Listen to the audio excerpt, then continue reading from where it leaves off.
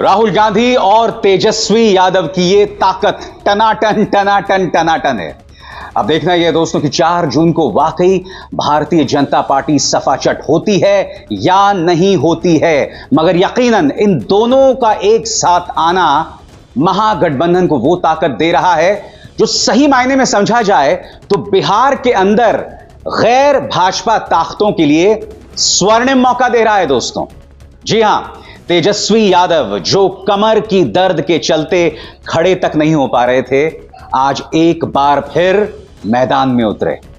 उनकी 200 से ज्यादा सभाएं हो चुकी हैं, मगर इतने दर्द के बावजूद यह व्यक्ति झुकने को तैयार नहीं है दोस्तों। यह व्यक्ति पीछे हटने को तैयार नहीं है। यह अब भी सभाओं को संबोधित कर रहा था और आज के तो राजनीतिक मायने ही अलग थे, क्योंकि आज उसी मंच पर उनके साथ राहुल गांधी भी मौजूद थे।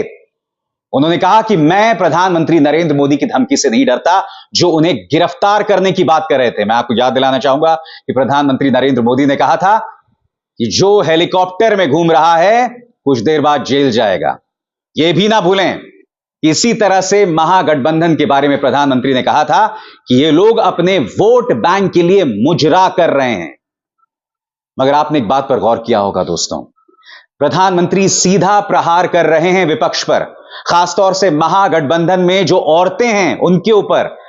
मगर आपने देखा होगा तेजस्वी यादव की जुबान में इतनी सी भी कड़वाहट नहीं है। आज वो राहुल गांधी के साथ थे और राहुल गांधी भी फॉर्म में थे।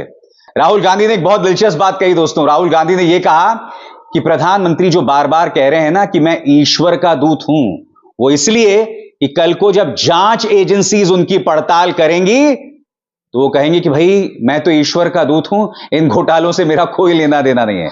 राहुल गांधी ने क्या कहा कुछ देर बाद, मगर पहले देखिए कमर में बेतहाशा दर्द के बावजूद तेजस्वी यादव किस तरह से सभा को संबोधित कर रहे थे। साथ में राहुल गांधी बैठे हुए थे उनके। सुनते हैं तेजस्वी को। आप लोगों को हम कहना चाहते हैं, बैठ के बोलना पड़ रहा है।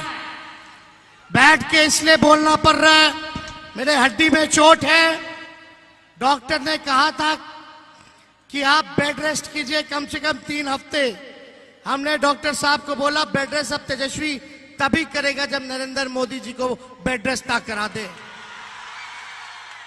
इस अवस्था में लगभग 230 से भी ज्यादा सभाएं हमने की है, क्योंकि आप लोग जानते हैं मोदी जी भाजपा के लोगों का जो हिडन एजेंडा है, देश के संविधान को खत्म करना, लोकतंत्र को खत्म करना, तो इस अवस्था में तेजस्वी बैठने वाला नहीं है।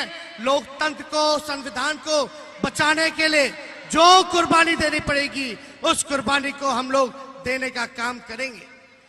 प्रधानमंत्री जी को 40 में से 39 सांसद बिहार ने दिया, लेकिन प्रधानमंत्री जी ने बिहार के साथ सौतेला व्यवहार किया, बिहार को धोखा देने का काम किया। आज प्रधानमंत्री जी कई बार 13-14 बार बिहार आ चुके, कई रैलियां कर चुके, लेकिन प्रधानमंत्री मुद्दे की बात नहीं करते हैं। प्रधानमंत्री गरीबी का ग नहीं बोलते, बेरोजगारी का ब नहीं बोलते, महंगाई का मां नहीं बोलते। प्रधानमंत्री केवल नफरत फैलाने के लिए बिहार आते हैं और नफरत फैलाने का काम करते हैं। लेकिन इस बार बिहार की जनता नफरत के झांसे में, झूठ के प्रचंड में फंसने वाली नहीं है। इस बार प्रधानमंत्री से जानना चाह रही है कि 10 साल आपने राज किया, बिहार को आपने क्या दिया। आप बताओ प्रधानमंत्री जी ने बख्तियारपुर के लिए कोई काम किया हो तो आप एक काम बता दो जो बख्तियारपुर के लिए किया हो। केवल झूठ बोला कि नहीं बोला? कोई नौकरी दी, महंगाई कम की, गरीबी कम की, कोई बढ़िया अस्पताल बनवाया, कोई बढ़िया यूनिवर्सिटी बनवाया, कोई काम बख्तियारपुर के लिए इन लोगों ने नहीं किया। इसलिए हम लोग काम की बात करते हैं और प्रधानमंत्री जी की भाषा का स्तर इतना गिर चुका है कि कोई भी परिवार का लोग बैठ करके उनका भाषण नहीं सुनना चाहता, कोई भाषण नहीं सुनना चाहता। क्या बात करते हैं? मंदिर, मस्जिद, मछली, मटन, मुजरा, ऐसी ऐसी बातों का वो जिक्र करते हैं। ये उनके लिए मुद्दा है। हम बात करते हैं पढ़ाई, दवाई, कमाई, सिंचाई, गरीबी के बारे में बात करते, बेरोजगारी के बारे में बात करते, महंगाई के बारे में बात करते। लेकिन प्रधानमंत्री जी को बिहार आकर के गाली देना है, लालू जी को गाली देंगे, तेजस्वी को गाली देंगे, राहुल जी को गाली देंगे। इतनी मर्यादा, गरिमा प्रधानमंत्री पद का कम से कम रखना चाहिए था। इनसे बड़ा झूठा प्रधानमंत्री और कोई नहीं है विश्व में। अगर सबसे कोई झूठा प्रधानमंत्री है तो उसका नाम नरेंद्र मोदी जी है। ये इतना झूठ बोलता है कि गोबर को भी हलवा बना देते हैं। कोई बताओ अच्छे दिन आने वाले थे, कहां गया अच्छे दिन? ठग लिए कि नहीं ठग लिए? एक बार ठगाया, 2 बार ठगाया, लेकिन तीसरा बार ठगाने वाला नहीं है। इसलिए मोदी जी गारंटी देते हैं। क्या गारंटी देते हैं? तेजस्वी को जेल भेजने का गारंटी देते हैं, लेकिन राहुल जी और तेजस्वी नौकरी देने की गारंटी देता है। हमने 17 महीने 5 लाख लोगों को सरकारी नौकरी दिया, 3 लाख प्रक्रियाधीन कराया। हम लोगों ने नियोजित शिक्षक कर्मियों को 4.5 लाख जो थे उनको सरकारी कर्मी का दर्जा दिया। जाति आधारित गणना हमने कराया। 75% आरक्षण हम लोगों ने कराया। कोई भी भाजपा शासित राज्य में अगर 75% हो तो हमको बता दो। ओबीसी का, ईबीसी का, एससी का, एसटी का हम लोगों ने आरक्षण की सीमा को बढ़ाने का काम किया। लेकिन प्रधानमंत्री जी यहां आकर के झूठ पे झूठ, झूठ पे झूठ बोलने का काम कर रहे हैं। तो देखो भाई, आप लोगों से हम इतना कहेंगे, मिजाज रखिए टनाटन टनाटन टनाटन। अरे मिजाज बानू टनाटन टनाटन टनाटन। नौकरी मिलेगा फटाफट फटाफट फटाफट। बहनों के खाते में लाख रुपया जाएगा खटाखट खटाखट खटाखट। अब बीजेपी हो जाएगा सफा चट सफा चट सफा चट। कांग्रेस और लालटेन पर वोट गिरेगा ठका ठक ठका ठक ठका ठक। माले को वोट पड़ेगा ठका ठक, वीआईपी को वोट पड़ेगा ठका ठक। तो इसलिए मिजाज एकदम बुलंद रखिए। और हम आप लोगों को कहने आए, 5 किलो अनाज नहीं 10 किलो अनाज मिलेगा। और अनाज देने की शुरुआत यूपीए के समय से हुई। फूड सिक्योरिटी बिल तब आया। तो ये सच्चाई है, ये भी जानने की जरूरत है। आप सब लोगों को हम कहने आए कि अग्निवीर योजना को हम लोग खत्म करेंगे, हम लोगों की सरकार खत्म करेगी। और जैसे पहले बहाली सेना में हुआ करता था वैसे ही बहाली होगा। गरीब परिवार की बहनों को लाख रुपए जो है साल में खाते में जाएगा, यानी हर महीने 8,333 रुपए सीधे उनके खाते में दिया जाएगा। तो ये सारा काम हम लोग करने जा रहे हैं। बस आप सब लोगों से यही अपील है, एकजुट होकर के रहना है। बताइए, आशीर्वाद मिलेगा ना? अंशुल भाई को जिताना है ना? पूरा आशीर्वाद है ना? तो ज्यादा समय नहीं लेते, राहुल जी को भी बोलना है। और आप सब लोगों के तरफ से खुसरूपुर की धरती पर आदरणीय राहुल गांधी जी का भी हम स्वागत करते हैं। तो इनको पूरा विश्वास दिलाइए।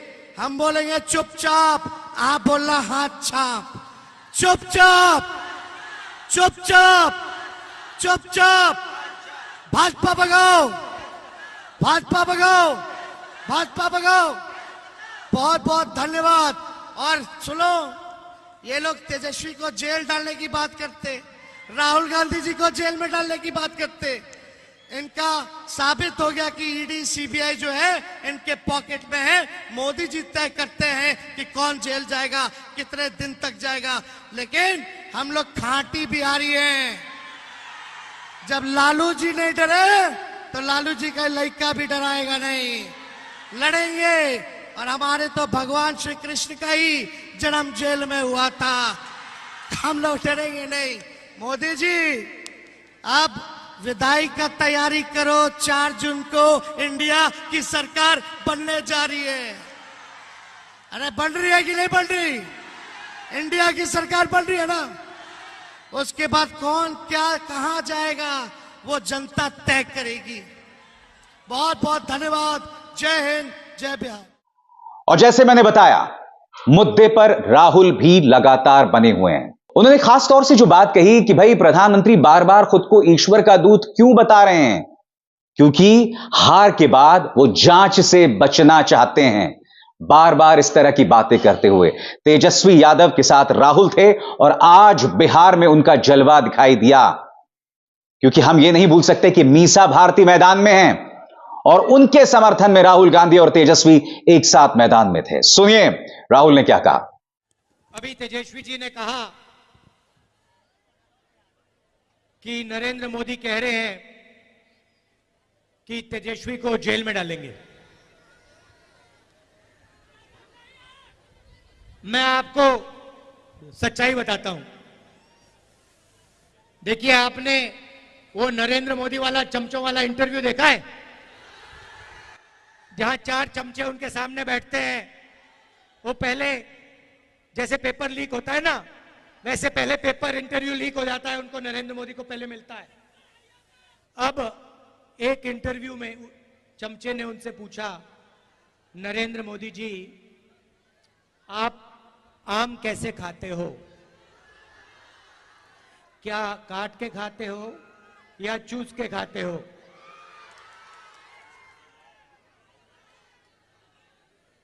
दूसरे ने पूछा, नरेंद्र मोदी जी ये जो आप डिसीजन लेते हो, ये बड़े बड़े निर्णय लेते हो, ये आप कैसे लेते हो? तो नरेंद्र मोदी जी का जवाब आता है, पहले सोचते हैं थोड़ी देर, ऐसे सोचते हैं।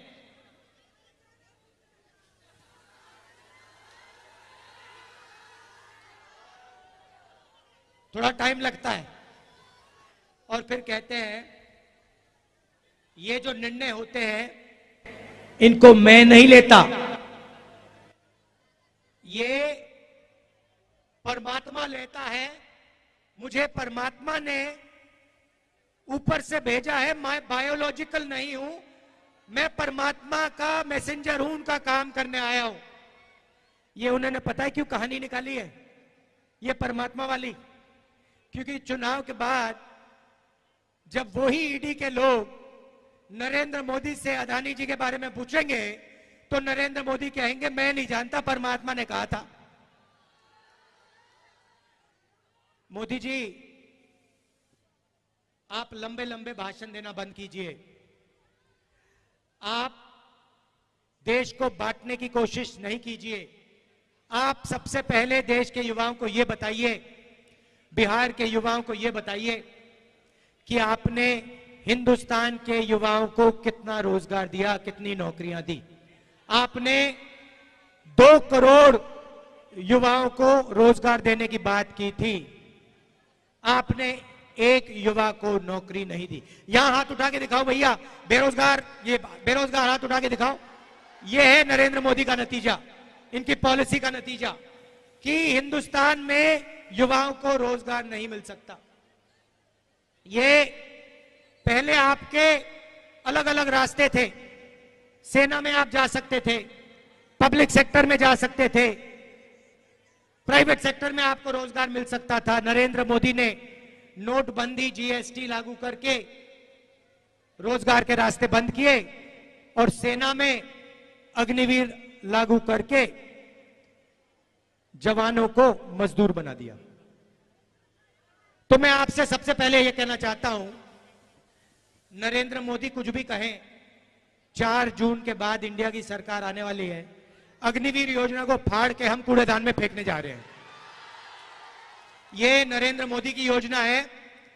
आर्मी इस योजना को नहीं चाहती है, ये ऊपर से थोपी गई है और हमारा पहला काम अग्निवीर योजना को ऐसे फाड़ कर कूड़ेदान में फेंकने का होगा। हम 2 तरीके के शहीद नहीं चाहते हैं। अग्निवीर योजना एक जवान को शहीद का दर्जा नहीं देगी और जो नॉर्मल तरीके से जवान बनेगा, जो अफसर होगा, उसे शहीद का दर्जा मिलेगा। अग्निवीर को पेंशन नहीं मिलेगी, दूसरे जवान को पेंशन मिलेगी। अग्निवीर को कैंटीन नहीं मिलेगी, दूसरे जवान को कैंटीन मिलेगी। ये अन्याय हम नहीं चाहते हैं, इसलिए अग्निवीर योजना को हम रद्द करने जा रहे हैं, खत्म करने जा रहे हैं। और जैसे पहले होता था वैसे ही हम एक बार फिर बिहार के युवाओं के लिए, बाकी प्रदेशों के युवाओं के लिए सेना में परमानेंट पेंशन वाली योजना चलाएंगे। जैसे पहले होता था वैसे ही होगा।